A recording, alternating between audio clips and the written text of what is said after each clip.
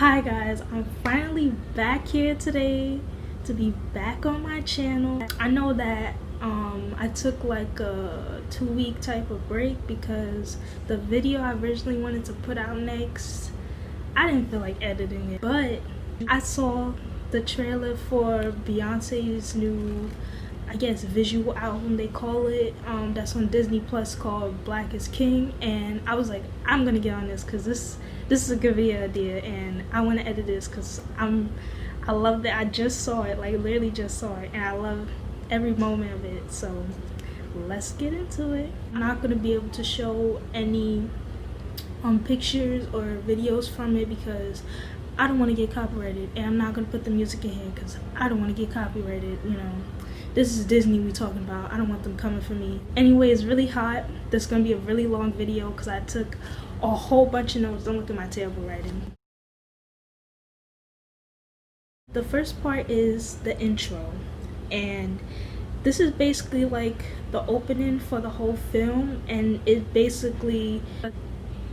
prefaces what's gonna happen towards the end of the film, which goes with the overall theme of the circle of life, because this is based on the Lion King movie. If you never seen it, I didn't watch the live action one because I cannot. They put a quote from Mufasa. They put a lot of quotes from him saying that we are all connected in the great circle of life. In the beginning, there's like this basket in the river, and if you haven't read the Bible, or at least the beginning, Exodus, or heard it, Exodus is about the story of Moses, and basically it was set in Egypt, where the Pharaoh at the time, he had passed this law to basically slaughter all of the Hebrews, which were the slaves, all their babies, because they were growing far too populated, and he didn't want them to overthrow,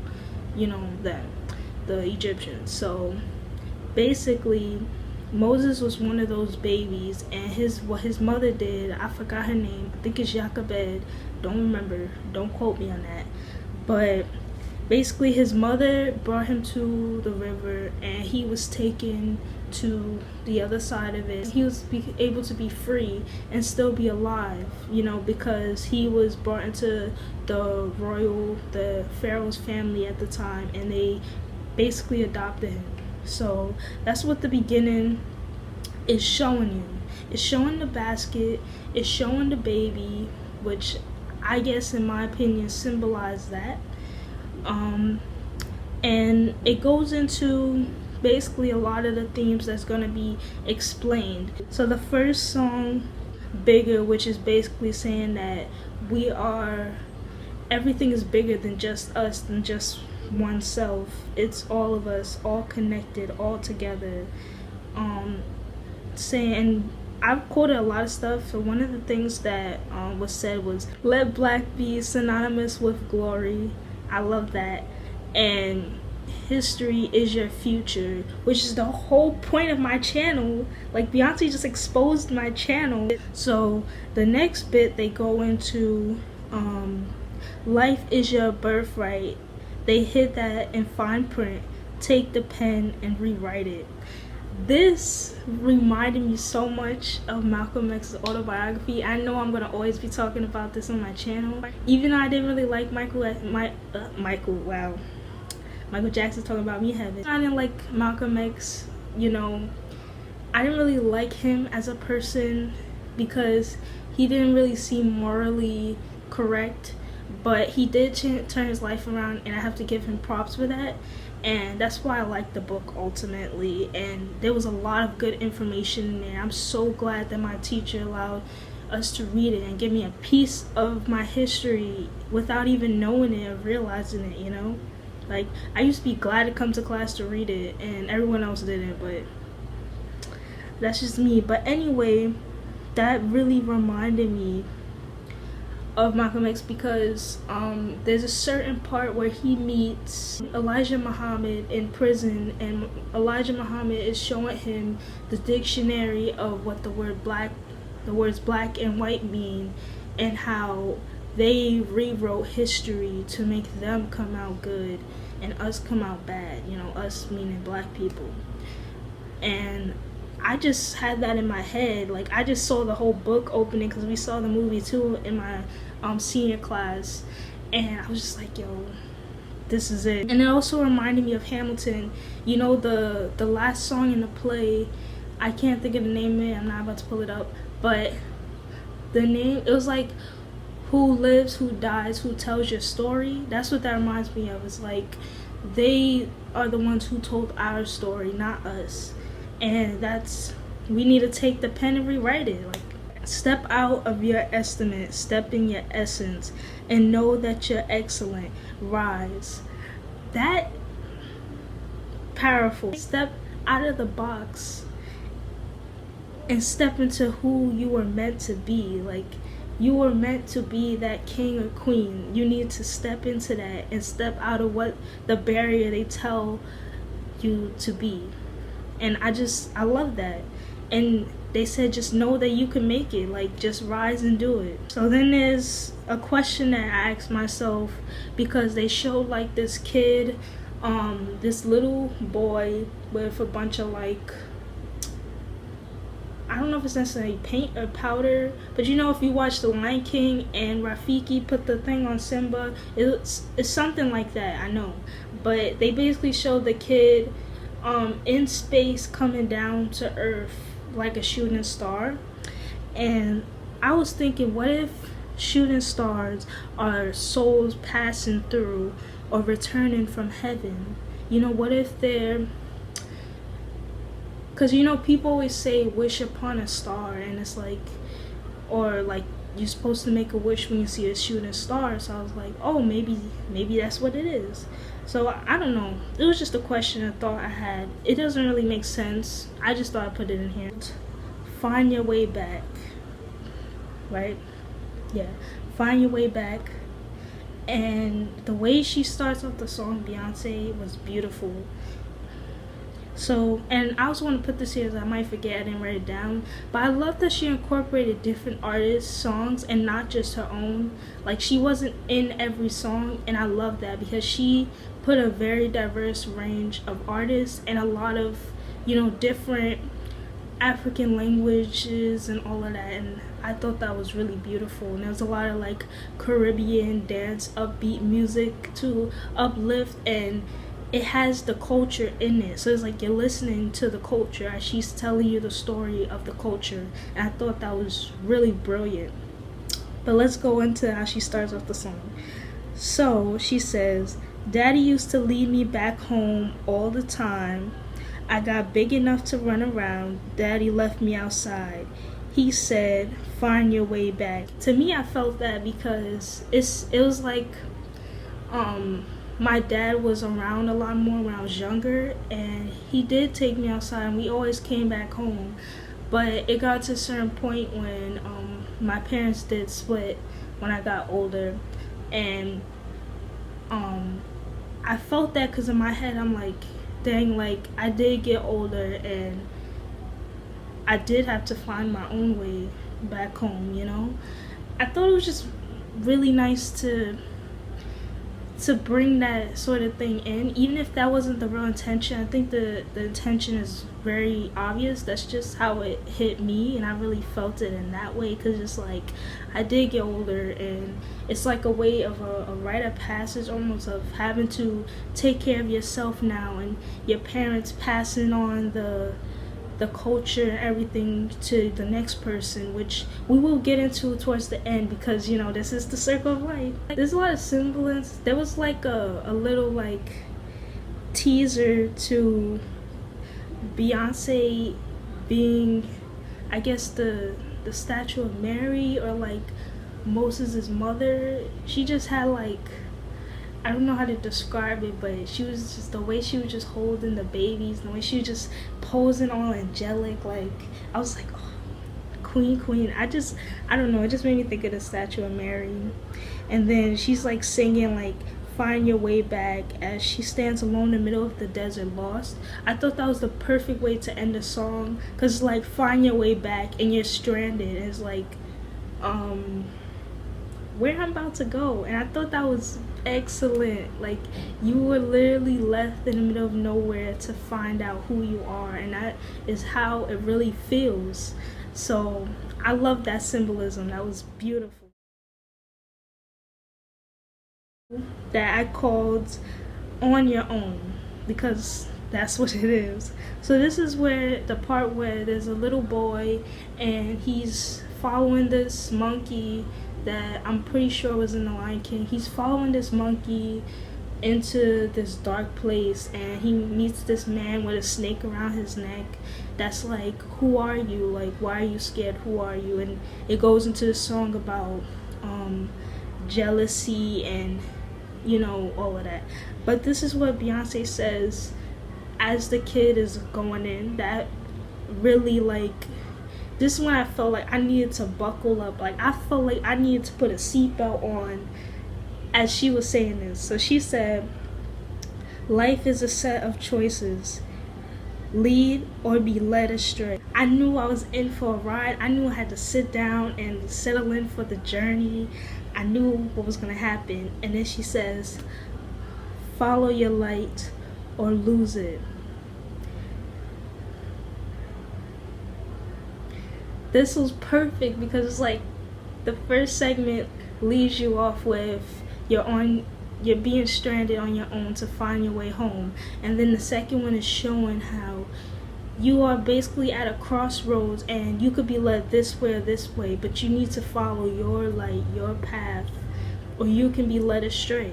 And that was very from religion, so I thought it was very powerful because it's things I've heard before, and it was very relatable to me. So it's a song called Don't Jealous Me, and in the song they're like naming a bunch of African kings. At first I thought it was just like words in a specific language, but then I heard Mansa, Oba, and Abba.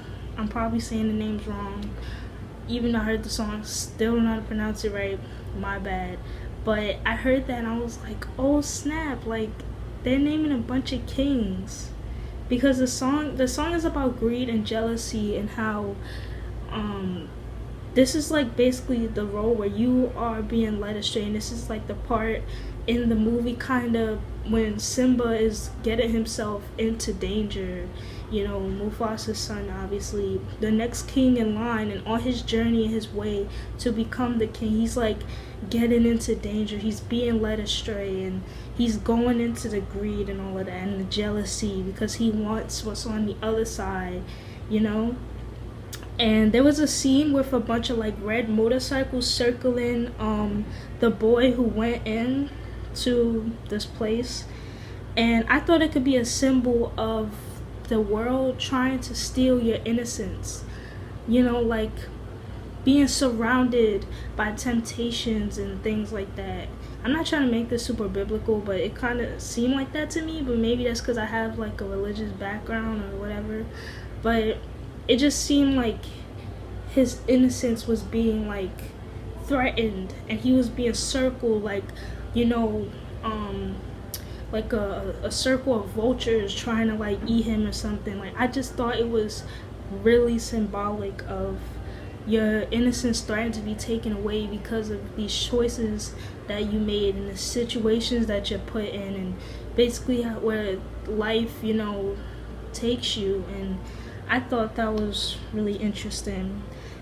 This is also where Jessie Reyes comes in, and I was not expecting her. But my favorite line that she says is, where'd the light go? I thought that was really cool, because it's just like she's like in the forest, and it's like I'm scared, and it's just, there's a lot of scary stuff in here, and I like that too. It wasn't just all, oh, happy, black is king. It was like, ooh, I don't know. I might edit that out. That was just cringy. There's something Beyoncé says about seeing your reflection and the light refracted. So it's like looking at yourself and seeing the light back at you, you know, seeing you glow, you know. I thought that was beautiful. It's like almost hearing your conscience throughout all the madness, telling you this ain't the way, and where to go. Like she says later on, the ancestors, that was my book by the way, the ancestors guiding you and all of that. So I thought that was good. And then Kendrick Lamar, he really did that. He had to come in and do that. I didn't know he was coming, but the vibes fit, you know. So he comes in, and I think there was a lot of Igbo landing references, because they was talking a lot about water and how the water is the ancestors and all of that. And he's basically saying that going into the water and coming out, I felt liberated like free birds. I thought that was beautiful, because that's, if you watch my Igbo landing video, you'll understand more about that. So I'm not gonna go into it again. Go watch it. So this goes into the next part where she says, darker the berries, sweeter the fruit, darker the wounded, deeper the roots. I thought that, I heard darker the berries, sweeter the fruit. Oh, I heard the juice. Same difference, I think. I heard that before, so I was like, wow. And then when she said, darker the wounded, deeper the roots, I was like, oh. I don't know. I guess I just thought it was really beautiful. It's important, but I don't have nothing else to say on that, because period. Fountain of Youth, I said I'm drowning in it. I was like, is this a crack at black people aging like slower? Like, I was like, maybe I'm taking this too literal, but I felt that, because sometimes people think I'm 12 or 14 and I'm not. So I just paraphrased this part. It was some man saying basically we don't know our native tongue, so how do we know who we are if we don't know who we are? So he was basically trying to say that our history has been hidden from us so well that we don't know who we are. So when someone tells us who we are, we don't know who we are. So how can we say that that's not who we are if we don't know ourselves? You know, I think that was really, really powerful, because he's right. Like, we need to know ourselves and no one else. That's for us to know, and that's the whole point of going on our own. Like it's saying here, to find that. Yeah. So, oh, and I also put down the shots, the artwork, everything was beautiful, on point, just beautiful. And then, oh, she also said this one part, every day above ground is a blessing. I felt that. I think she was putting a lot of subliminals towards police brutality and protests, which is strange because I'm pretty sure they shot this months ago. So to me, it was just like, it was kind of a little eerie, but it was just also like, this has always been around. But the fact that the relevance, like, it has so much relevance that it could have came out a long time ago and even now and still be relevant. And I just thought that was beautiful. She's right. Like, every day that we're still living and breathing, it really is a blessing, because ain't nobody said we had to be here. I mean, I'm saying, like, ain't nobody said we had to still be here. I hope that makes sense. This is the part where she sings. I'm starting to forget the songs at this point. I'm trying to, like, make sure I stay. Anyway, so she was wearing like this animal print dress thing, and she was like laying on an animal print car, and I was like, okay, we stay on the theme of animals, lions. And she looked so, like, it was so visually appealing. Like, my eyes were just in awe. Like, my eyes were just like, and I have such chinky eyes, so the fact that my eyes were wide open, you know it was good, because I could still see with them low. So the fact that I had to open them more, crazy. So then she says in the song, none of my fears can go where I'm headed. I thought that was beautiful because she's like, listen, if I'm going down the right path in this road where, you know, the ancestors want me to be and they're leading me and this is where my light is going, I can't be afraid and constantly look back, you know, like I have to look forward and keep going, and that's it. So, and then also, this is when Jay-Z comes in. I'm not a fan of Jay-Z. I'm gonna say that straight up. I'm really not. I was hoping he didn't show up. I was so glad when I didn't see him, and it's just randomly seeing him. I was just like, oh my gosh. But anyway, he did a good job with his rap. I mean, what can you say? It's Jay-Z. He did way better than the A Bleep song they did. So yeah. Still don't like him though. But he also he mentioned Mansa Musa. Go watch my Atlantic slave trade video to know more who he is. Basically, he was the richest man. He was king. So yeah, that's why. That's just a little piece of relevance to why he keeps being mentioned. And I like that he said, "True kings don't die, we multiply." And I was like,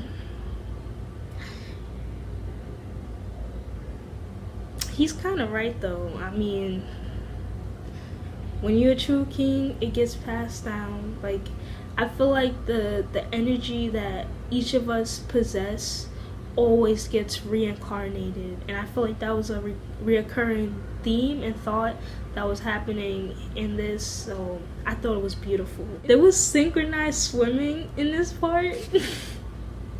It wasn't funny, but it had me laughing because I was just thinking about Sonic and Mario at the Olympic Games. If you played those games on the Wii, you know what I'm talking about.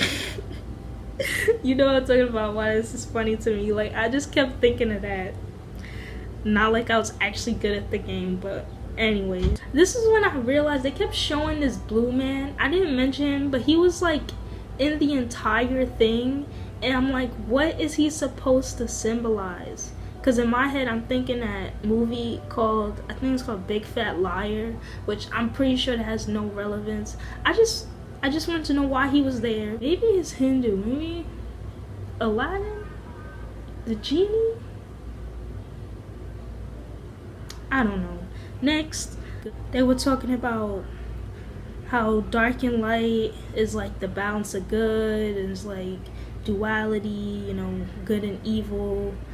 And I just thought, who decided black was evil? Like, who decided dark was evil? Why can't the light be evil? Like, who came up with this concept? I don't know, I thought it was a good question. But someone says, in a voiceover, our brothers and sisters are walking around with crowns in their back pockets because of an environment of repression. That is the best way to sum up what chattel slavery in America did to black people. That is the side effects, the trauma. That's what it is. Because if you watch my Atlantic slave trade video, gotta keep plugging in the other videos. I mentioned in there that chattel slavery was basically a way to dehumanize a slave, you know, the person enslaved. So I feel like saying that, like, we lost our royalty is suppressed now, because that's the type of world we live in now, that was created without us in mind, with us always at the bottom of the barrel, you know. And now we're just the only crabs left in the bucket, pushing each other back down to get to the top. To live without reflection for so long might make you wonder if you even truly exist. So it shows this man having this dream about him, driving his car. He's, in the modern day, and then like he sees remnants of his past and his roots show up, and he wakes up from the dream. And it's like there was also a scene where he was looking in the mirror and he saw like his, I guess, the kid version of him in the mirror. I thought that was really cool. And I'm guessing it's like when she was talking about the reflection and seeing the light refracted and stuff, I'm guessing she's explaining it now. Because if you don't see, like, it's like if you don't see representation of yourself, like, children can only be what they see, right?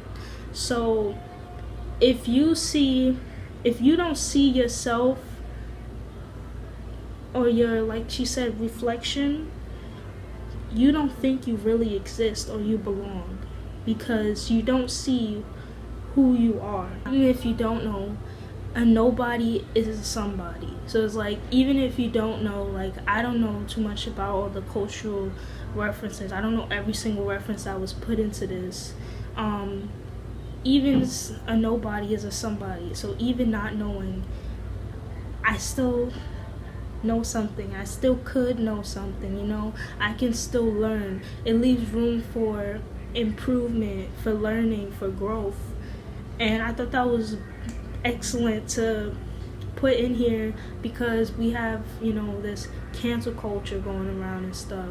So this leaves room for growth, and I thought that was really important thing to put in there, and that's what I took from it, at least. Be your own king. Nobody can rule your world. So I thought that this was going into how black people should own their own stuff. Nick Cannon. And I feel that this was basically saying, like, do your own thing, make your own lane. Like, you heard artists like Cardi B say this, like, you gotta make your own lane so that people have a lane to be on. But even though you pave that road, everyone should be trying to pave their own, and even if you're going down a route someone else created, you can make a turn into your own and make a whole new route, So I just thought that was cool. And then someone said you can't wear a crown with your head down, like my head was.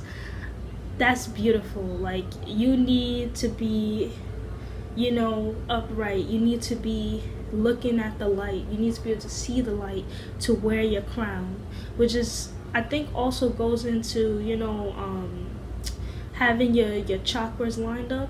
I think that's what it goes into. Maybe not, but that was just a thought I had at this moment. I didn't write that down. The same person who said that thing before said this too, and they said, I can't say I believe in God and call myself a child of God and then not see myself as a God. So this goes into the chakra thing I mentioned, which is basically that we are all godlike and gods in our own right, and we should see ourselves as that if we believe in that, like, we shouldn't believe that we are less than the creator, because we create too, like the creator.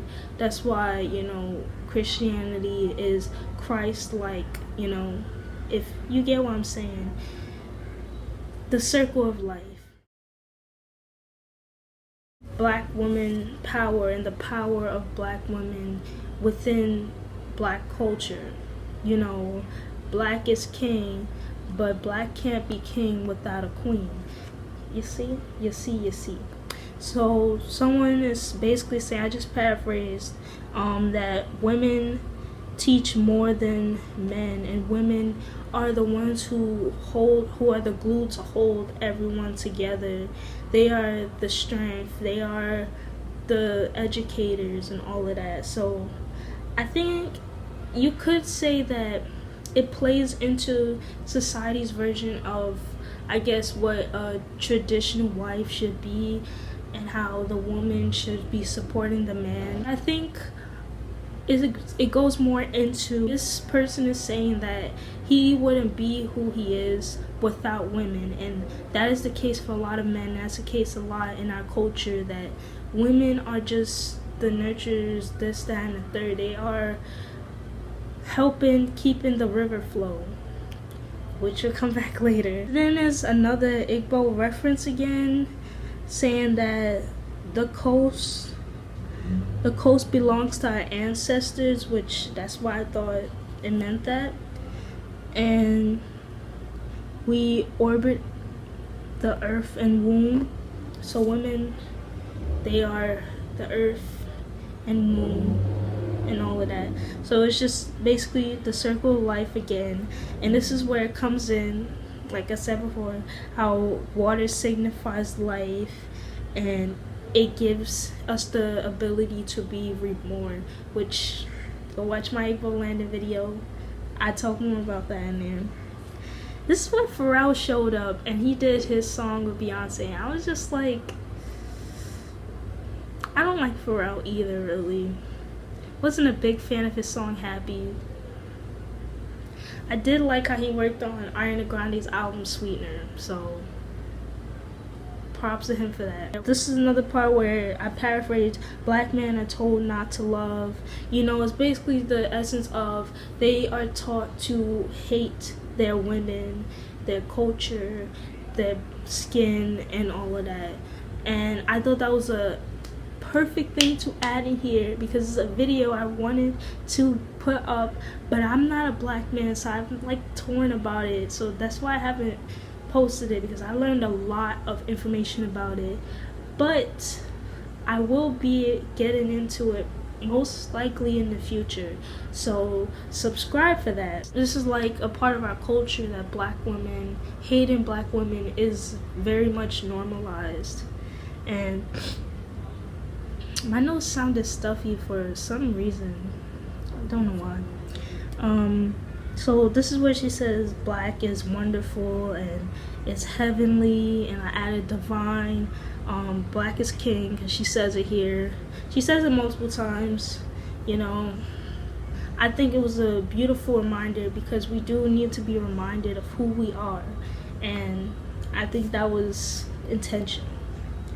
I do want to also say that there's a lot of poetic pieces in here that were written by someone else in the credits. Didn't write down the name because I was too busy jamming to the song at the end. We were beauty before they knew what beauty was. Sis did that. It speaks for itself. So then it says, this is when I wrote down a piece of my own life, so if you don't want to hear about my life, you can skip it. Just wanted to preface it.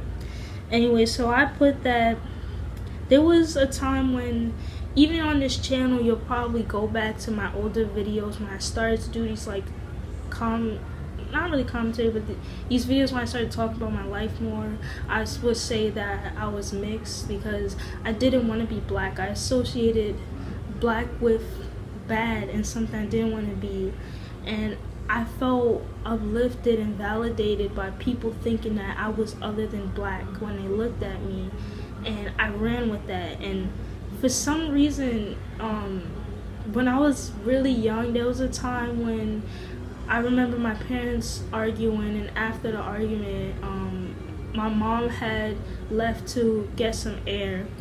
I believe it was just to the store or something, and I drew this picture, and I remember showing it to my dad, and I said something like, my mom is evil. I'm so glad that my dad said, he told me never to say that, and he told me that that wasn't true. That's not what she is.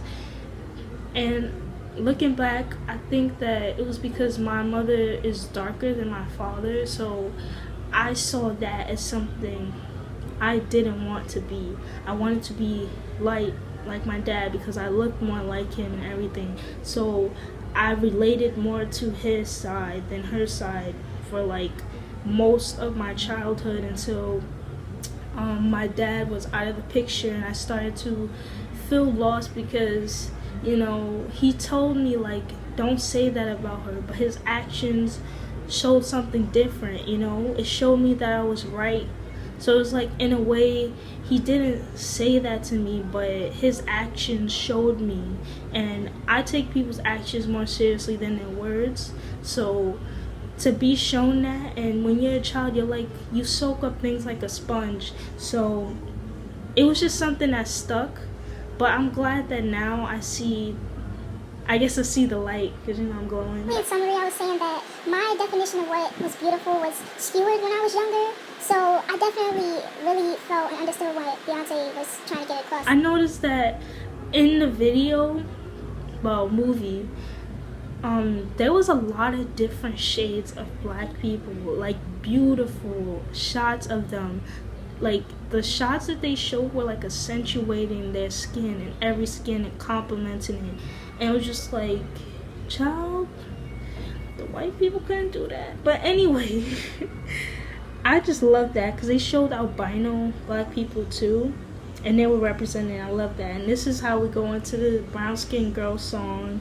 And it said, brown skin girl, your skin just like pearls. You're back against the world. I never trade you for anybody else. To all the dark skin, brown skin, light skinned girls out there, this is a song for you, for us. And I thought it was beautiful because, yes, the world will be against us for just being black, but we are still beautiful, and we have every right to be, because that is who we are and that is our essence. And I thought that was beautiful, and saying I never trade you for anybody else, because we cannot be traded for anybody else. We are what we are, and we take up space in this world for a reason, because we deserve to be here. So that was beautiful. Your skin is not only dark, it shines and tells your story. But that just reminded me of Hamilton again, and I thought it was great. There was a lot of famous black women showed in this song, and I thought that that was so beautiful. Seeing black women uplift other black women and hugging them and smiling and laughing and just being happy. Seeing black people happy after everything that's been happening in the world, it just made me happy. It just made my heart just like, I haven't really felt that. Like, that was just so beautiful to see that, and just wow, chef's kiss. Be a king, take what's yours, for everyone, not just you. So there's a part where this person saying that the whole point of being a king is not to be it for selfish reasons, like they said in the song about jealousy and greed and stuff. This is the part where it's Simba's realization that he is meant to be king, and he's meant to be king not for him but for everyone else. That this is his calling, and he can't be selfish about it and not, you know, take his duty as the rightful king. There was also a lot of like different types of hair textures, hairstyles that I know are like big in certain African cultures. Like they even showed box braids, and it was like, you know, when you have the extensions, they was showing a person burning the ends of it. I was like, that is just so beautiful. Like the way they shot it was beautiful, and it just, I thought it was always weird that they burned the ends, but I know that seeing it the way I saw it made me think that it had like a really cultural significance because of the fire, the lions, like having the fiery souls and everything, you know, fire representing life. I thought about it in that way, and it was really beautiful to see all of that represented. And then there's a song that comes in, Black women are the key to the kingdom. And I just wrote again, seeing happy black people is beautiful, because black women are the key to the kingdom. Like the king is there, but the king wouldn't have gotten there without the queen giving him the key to the kingdom. I love that. So they say this one part at the beginning of the song, the end, they say, see how the sun and moon bow for you. this is so beautiful because I remember hearing this sermon that I used to have on my computer because it used to make me cry, and it was talking about how God commanded the valleys to lay low and the hills to go high, and he told the planets to go into specific order, and they praised him and they obeyed him and they said, yes, Lord. And I don't know, it just made me think of that because it's like the sun and moon bow for us too, you know, and I'll bring that up more later, but it was beautiful. So the African way of kings and queens is to be equal and balance each other out. I thought that was beautiful too because it was a little like snippet into once you become king, you know, there's still work to do, and the work is put on the king and the queen. It's not just one-sided, it's both equal, because marriage, you become one and that's equal. You can't become one if one side is falling off and the other side is on the wagon. They always want to play music, and I'm praying I don't get copyrighted.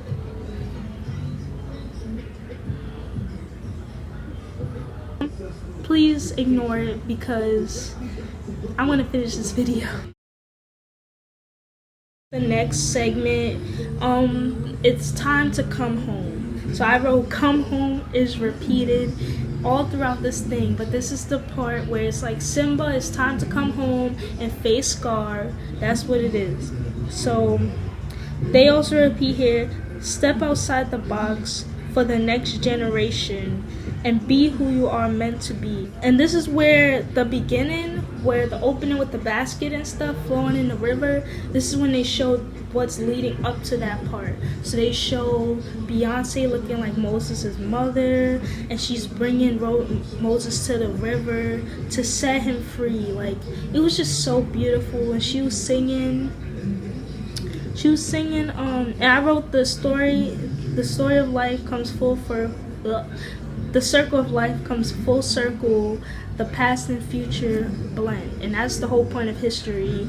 And we return to God and all the people we lost. This is like a homage to when she says, see you on the other side, because in the beginning you see her on the other side and she shows you what was it like on the other side. So it's like each side of the fence is shown in the movie, because that's ultimately what Simba is doing. He's leaping over the fence, and that's the climax of the movie. He's going up the mountain and back down. Let me get comfortable for this. When the wind kissed the trees, they sang melodies, and the ancestors returned smiling. Divine archetype, predecessors of light. You who were formed by the heat of the galaxy, who was dusted with a star, who has the universe in your eye, whose blood keeps the score of your blessings and trials. That was so beautiful. I loved it. I don't have nothing else to say from it because predecessors of light, Black is king. This is when you hear Beyonce's voiceover from the live action version of The Lion King, where she's like, Scar, your reign is over. And this is basically you have to fight for your right. So this is your fight to come home. This is the end of the movie, or towards the end of the movie, where Simba is fighting Scar for the kingdom back, his rightfully taking, basically the fight between, like, you could think of it as the fight between police brutality, right? So this is like the fight with the police, the protesting, trying to get our rights, you know, civil rights movie. You could also say that too. See, there's a lot of things from our past that go for our future. This is when they go into the song. Oh yeah, people don't know why they tried so hard to make us forget who we were. So this goes back again into the Malcolm X autobiography, where it's like they tried to make us forget our past so we wouldn't know who we are. And people often wonder how we forgot and how that was erased. And then they go into the song, they'll never take my power away. They say we being demonic, angel in disguise. Black is when. I love that. I love the dancing. And it's by somebody named Nija. I don't know how you say that name, but this song was hands down had the best dancing to me, and I loved it. I was jamming to the song. And this is when I realized Jay-Z didn't show up again, but Blue Ivy did, and I was just living for it.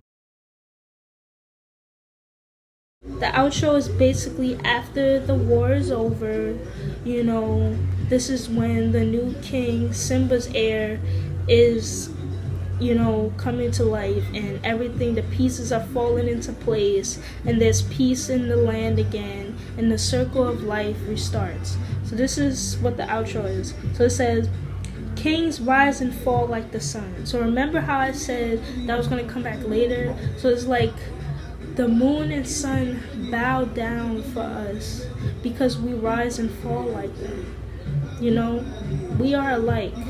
We are connected to everything, nature, the universe, everything. This is when she gives a homage to the ancestors. She's like, you must thank the ancestors and where you came from to be who you are now. And she, you know, she had to add her little choir, her little gospel music. I was just waiting for when it was going to show up. You know, black people gotta always add that because that's a part of our culture. Beyonce has a very soulful voice, and that isn't a lot of gospel music, so I knew it was coming. So this is basically fight for your destiny, and yeah, you're fighting the fight for your destiny, you know, being who you are, finding that peace and finding who you are. And then she says this line in a song called Boy Becomes a Man. Boy becomes a man. And that high note, when I tell you I had an imaginary wig fly off, be snatched with her vocals up into the sky, that was crazy. Cause she did not like hit no notes like that during the whole thing. So that just threw me. Like, I was thrown. My soul was descending. The outfits and the makeup, everything looked good in this. Like, every single thing. And a lot of the, like, they had these things with the beads and the braids on it and stuff. I seen that a lot with, like, a lot of Egyptians and stuff. I thought that was beautiful, you know. I thought all of this was beautiful, and it just reminded me more of the biblical references that she was adding into this. So yeah, I didn't want to stop looking at the screen. I was just entranced. Like, I was trying to write and watch the screen at the same time. It was really intense.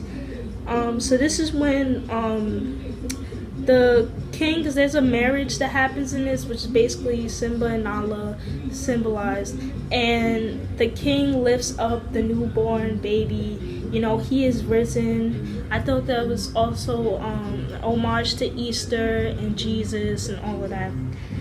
The next part is, I put the credits song was lit.